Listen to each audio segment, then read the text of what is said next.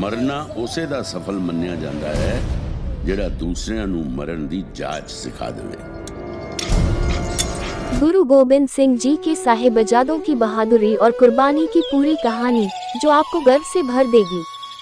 बहादुरी रोचक किस्से दिसंबर की 21 से 27 तारीख ये वो सप्ताह होता है जिस पर पूरा सिख समुदाय और पूरा देश गर्व से भर जाता है और पूरे सप्ताह को बलिदानी सप्ताह के तौर पर मनाने की परंपरा चली आ रही है।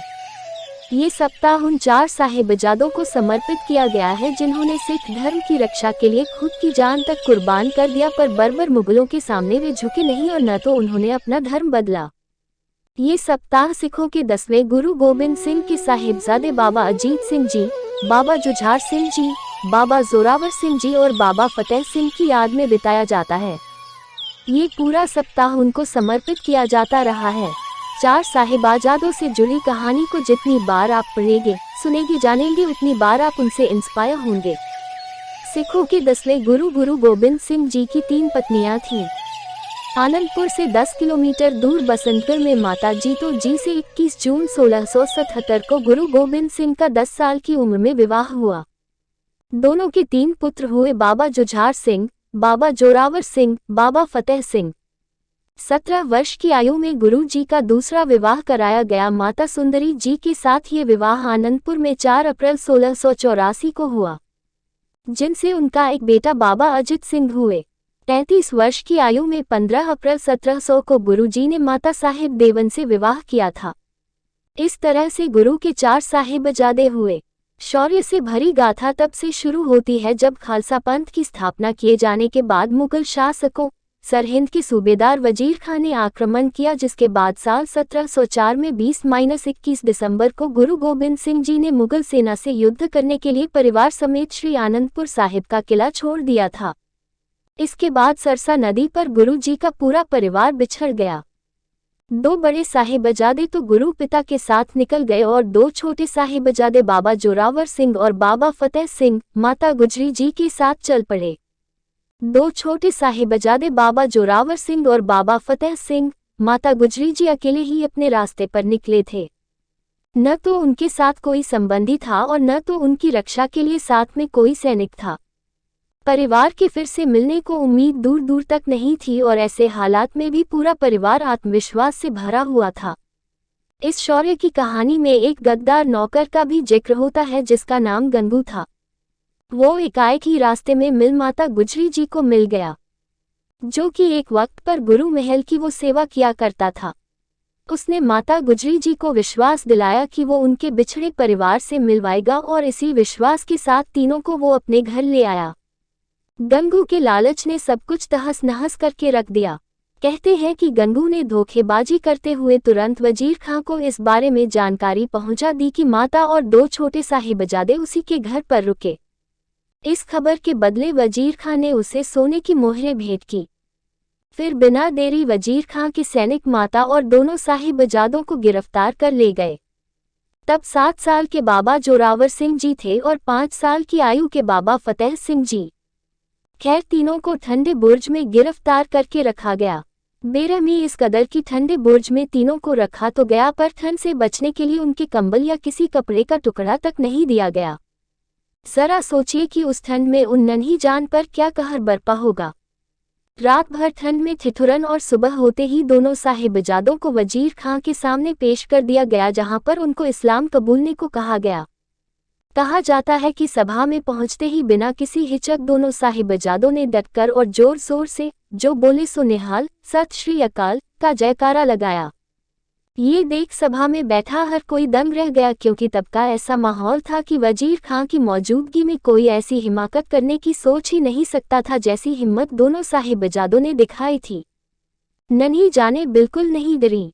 सभा में मौजूद एक मुलाजिम ने दोनों साहिबजादों को कहा कि वे वजीर खां के सामने सर झुकाएं और सलाम करें। इस पर जो जवाब उन नन्हे बालकों ने दिया वो किसी की हिम्मत को 100 गुना कर सकता है।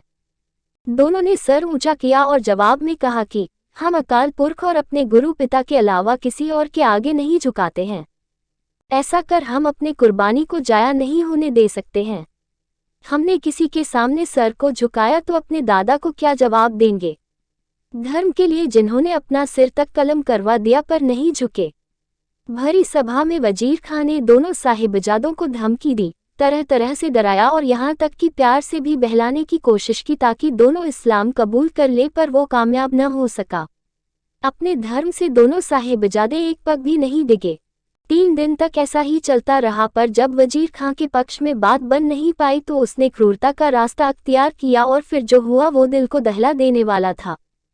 सुच्चानंद दीवान की तरफ से नवाब को उकसाया और कहा कि यह सांप के बच्चे हैं, इनका कत्ल करना ठीक होगा। और फिर बुलाया गया काजी, जिसने 2 नन्ही सी जान को दीवार में चुनवा देने का फतवा जारी किया।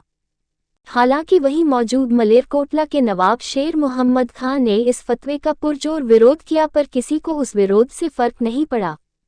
आखिरकार में हुआ ये कि दोनों साहिबजादों को जिंदा ही दीवारों में चुनवाया गया।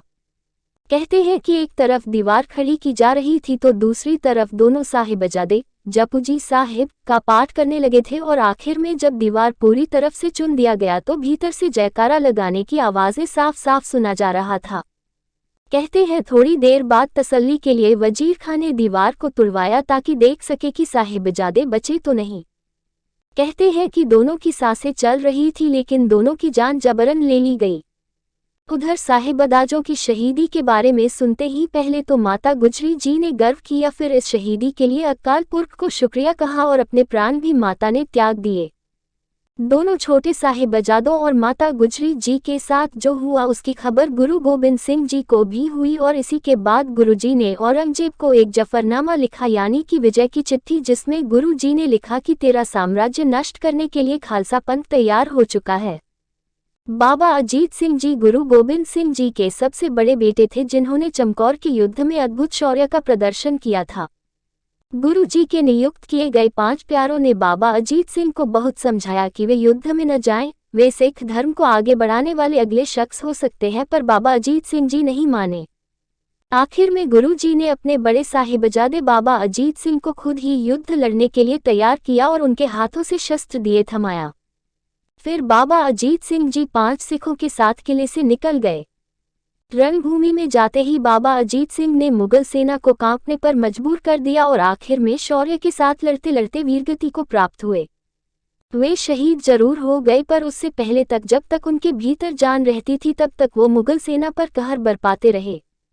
दुश्मनों को यह अंदाजा हुआ कि बाबा अजीत सिंह के तीर खत्म होने लगे हैं, पर ये क्या, तभी बाबा अजीत सिंह ने तलवार निकाल कर लड़ना शुरू कर दिया। उनकी वीरता से पूरी सिख फौज में जान आ गई और युद्ध सिखों के पक्ष में आने लगा, पर हुआ कुछ हिस्सा लड़ते लड़ते बाबा अजीत सिंह की तलवार भी टूट गई। 17 साल की आयु में शहीदी को पाने वाले बाबा अजीत सिंह जी ने हमेशा से सबको इंस्पायर किया, और आज भी उनकी गाथा आज जाने कितनों को इंस्पायर किया। पंजाब के मोहाली शहर का नाम रखा गया है साहिबजादा अजीत सिंह नगर, ये उन्हीं वीर बाबा अजीत सिंह के नाम पर रखा गया है। बाबा अजीत सिंह से छोटे जुझार सिंह जी थे, जिन्होंने बड़े भाई के शहीद हो जाने के बाद सेना का नेतृत्व अपने हाथ में लिया और पूरे युद्ध में अतुलनीय वीरता को दिखाया, और आखिर में वे शहीद हो गए। ये 4 साहिबजादों की बस कहानी नहीं, ये गाथा है वीरता और धर्म के प्रति समर्पण का, जो हमेशा हमेशा के लिए लोगों को इंस्पायर करते रहेंगे।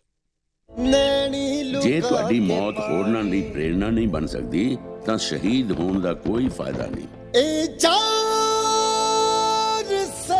मरना। चैनल ਨੂੰ ਸਬਸਕ੍ਰਾਈਬ करें हिंदी कहानी 1404।